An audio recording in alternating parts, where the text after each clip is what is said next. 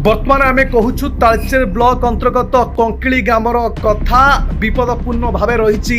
कंकिली Prabhakar UP school एठी किभली विपदपूर्ण भाव रही प्रभाकर यूपी स्कूल कहीं आज को प्राय 2 वर्ष अधिक हम स्कूल सम्मुख एक ट्रांसफॉर्मर बसा जाइथिला। ट्रांसफॉर्मर बसा जिबा समय सुरक्षा को नहीं ग्रामवासी तरफ विरोध कर विद्युत विभाग पक्षर सुरक्षा पाचेरी निर्माण करा जिवो बोली प्रतिश्रुति दिया पुनः से स्थान में ट्रांसफॉर्मर बसा जाइथिला। इतिमध्य आज को प्राय 2 वर्ष बीती जाइथिले सेहीपरि विपद संकुल अवस्था पड़ रही।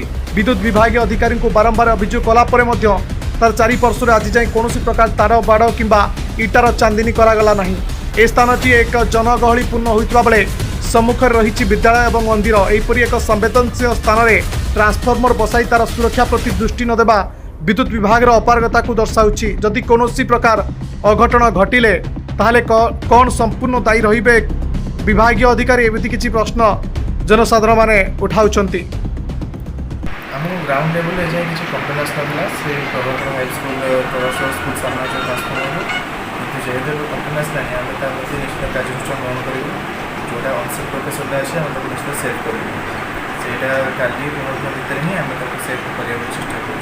जेहेतु अनसेफ्टा अच्छे आम निश्चित तुरंत इमिडिएट एक्शन यही घटना आम इलेक्ट्रिक विभाग को जनईलु एवं विरोध करूँ बसला बेले किंतु से प्रतिश्रुति देते यार आम प्रतिरक्षा बाउंड्री चारिपाखे करदे किंतु 2 वर्ष बीतीगला कौन यार सुविधा करना जहाँफल कि ये बहुत जीवजंतु मृत्युवरण कर काली गोटे माकड़ भी खाई ये मरीज पाखरे स्कूल टी अच्छी एटी मंदिर अच्छी आमर पाखे लोक गहली हो पिला माने अच्छा तेणु भविष्य कार जीवन में विपद आसापी इलेक्ट्रिक विभाग दायी हे कि आम ये आपत्ति करूँ शीघ्र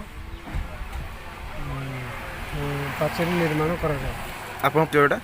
छबिल कुमार सामल स्वच्छासेवी एक सरपंच कंकिली पंचायत।